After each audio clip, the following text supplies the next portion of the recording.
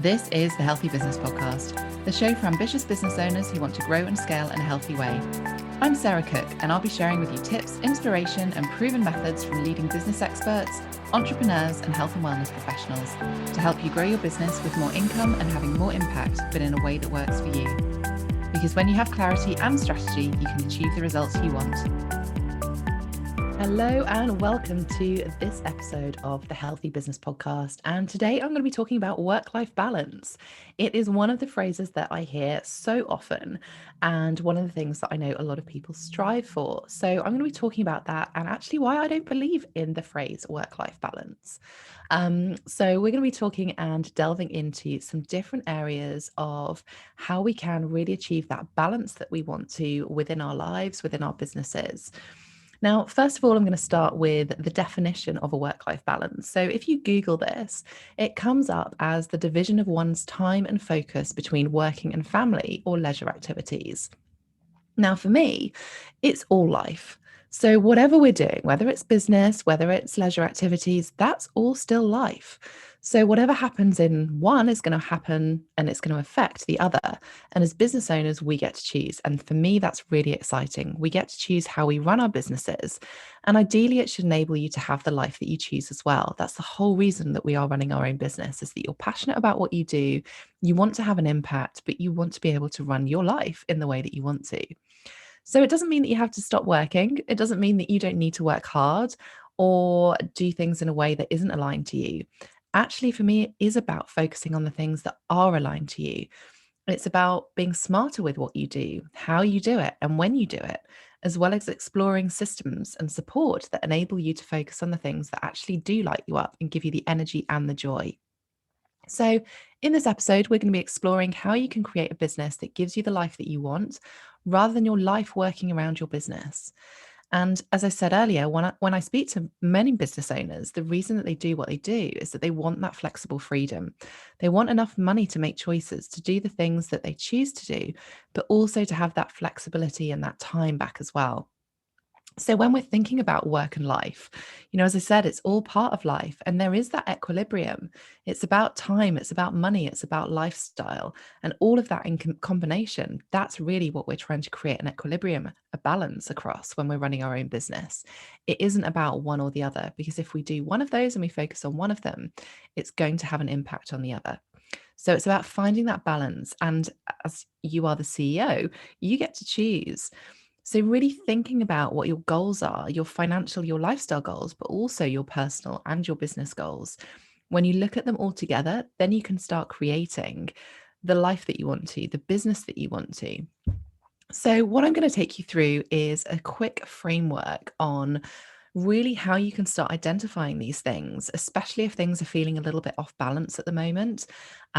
Really thinking about what you can do and how you can make changes and how you can start having that positivity, that joy back in your business. Because when we are out of kilter, when we do the things that we feel we should be doing, when we look at other people on social media and see that they are, working 4 days a week, that might not work for you. And that's all okay. So it's really about finding out what it is that you want to achieve, what your goals are. And as I said, your personal goals, your business goals, your financial and your lifestyle. Because when you look at all of those, then you can start building a plan, a strategy in place to achieve the results that you want to. So if you're feeling slightly off balance at the moment, or you're wanting to have more of a balance, more of that flexible freedom within your working life, then there are a few key steps that I really want you to think about. So the first one is really just to pause. It's really about taking that time to have that awareness, giving yourself that time to really understand what it is that is maybe causing you stress or unhappiness. Maybe thinking about how that's affecting your work, your business life, or even your personal life. Thinking about what you're prioritizing right now. Maybe the things that you're losing out on. We're often not very good at taking the time to reflect on things, and that can have a big effect on how we continue to run things. And it's not until there's a major life event or health implication that forces us to stop and really think about what our priorities are, how we want to live the life, whether that's working for us or whether it's not. But having awareness is really key in being able to change things that aren't working for you, as well as being able to do and choose more of the things that are working for us. It's human nature, isn't it? We focus on the negatives. But what if we focused on the positives? What if we focused on our strengths? What if we focused on the things that are working for us and we did more of those, not just focusing on changing the things that aren't working for us? So, finding that balance between the two, giving yourself that time, booking yourself a CEO day so you actually have time to really reflect on things. That's one of the things that I do on every quarter basis. Have I hit my goals, financial as well as lifestyle? If I have, great. What do I need to do more of going forward? If I haven't, okay, let's look at that. What do I need to tweak? What do I need to change? So, having that awareness, making sure you've got time in your diary to do this is really key. Now, one of the things that you might want to start with, if you are struggling to work out what it is that you want to prioritize or how things are being pulled in different directions, there's a really great tool which is called the Wheel of Life.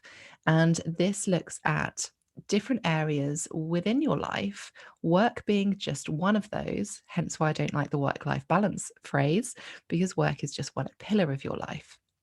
But taking a look at the wheel of life is a really great way of exploring which elements of your life are working for you, which ones aren't, which ones you'd want to dial up, which ones you want to dial down and prioritize in different ways. So within the work of life, there, as I said, there are 8 different pillars. The first one is work, your business or your career. Whereabouts do you sit within that? Where would you like to sit within that? So, the way you use the wheel of life is really to look at where you would rate your current situation and where you would like your situation to be. So, you give yourself 2 marks. You can easily print this off. So, if you Google wheel of life, you'll be able to find different, free sheets that you can print out, or even just mark it out as you're listening to this and into, drawing a circle, having different sections for each of these different areas. So, the first one, as I said, is work. The second one is money and finances. So this could be your income, this could be your savings, this could be as well as your aspirational financial goals. So taking that stance as to a line in the sand as to where you're at now and then where you want it to be in the future.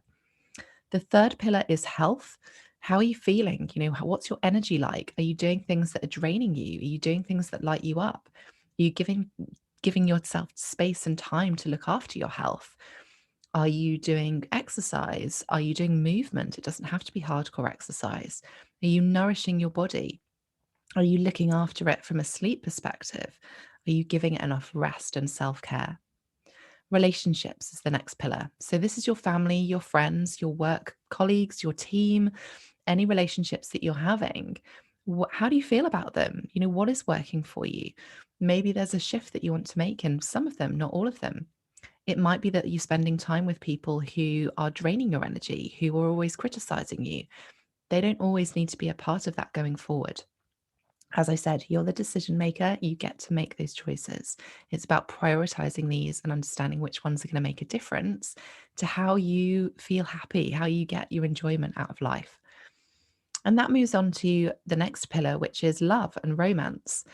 Is that a key part of your life at the moment? Is it something you want it to be a key part?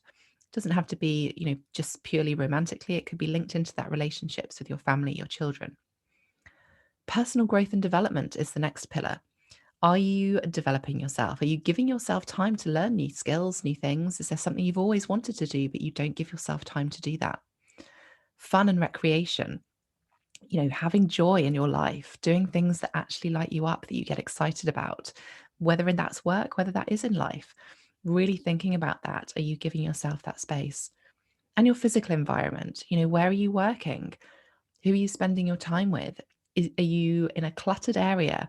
Do you need a specific office space for your work? Do you need a specific studio or treatment room? Do you work online? What does the background look like? Do you set yourself up in the best possible physical environment to achieve the things that you want to? Now, when you're doing this, pay attention to your feelings, because when you start having that awareness, when you start delving into things, you will start feeling things. Those emotions are important. And, that's what fuels us. So, really leaning into that as well. Now that you're more aware of your current situation, once you've spent a bit of time really thinking about what is working for you, what's not working for you, maybe you've used the wheel of life to assess those different areas. How does it make you feel? Are you feeling fulfilled and happy? Or maybe you're feeling a bit angry, maybe resentful. Again, being aware of those feelings can help you decide what changes you want to make and where. So, that awareness is a real key part of it. So, give yourself time to look at that. Now, I want you to think about reprioritizing or prioritizing the things that need to change. So, for an example, you might want to look at your working hours. Are you working really long hours? Are you working during school holidays? Whether you're working weekends, is that meaning that you're losing out on your social life?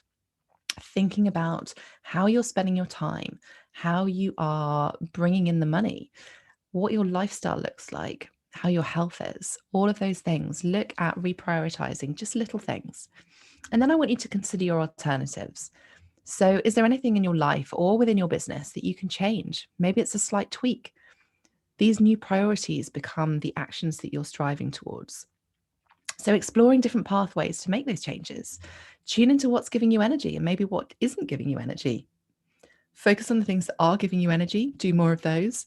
And the things that aren't giving you energy, you want to start either changing that or reducing those out.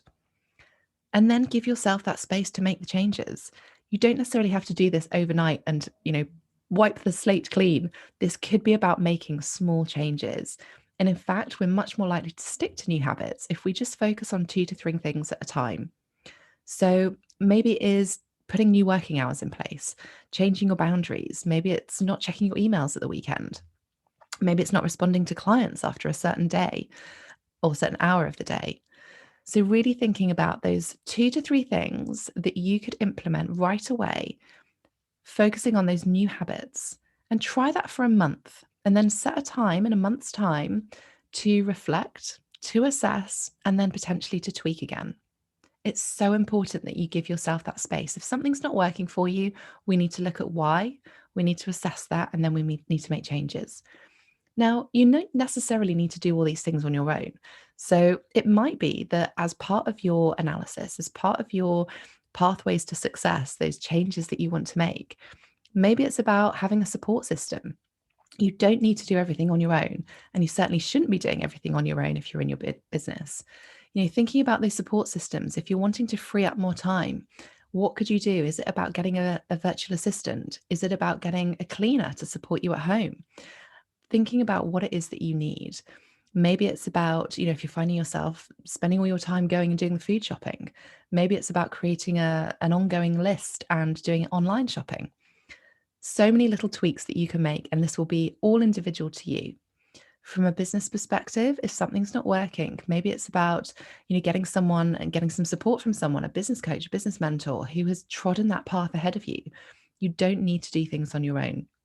So, really thinking about that, looking at all of those different areas, making those little tweaks, making those small changes, you will start moving towards that equilibrium, that work and life balance that we spoke about at the beginning, that actually you're really wanting to. And as I said, I don't agree with the what term work life balance. I think it's very outdated. And for me, it's all about life.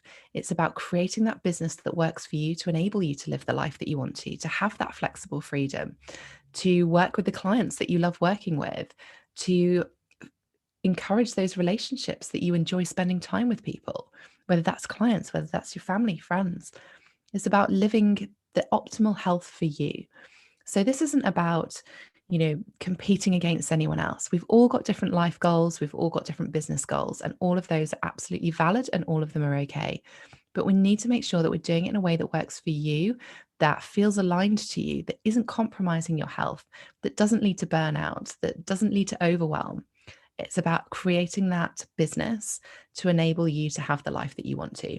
I would so love your thoughts on this. It is such a big topic. I've spoken to so many people about this recently.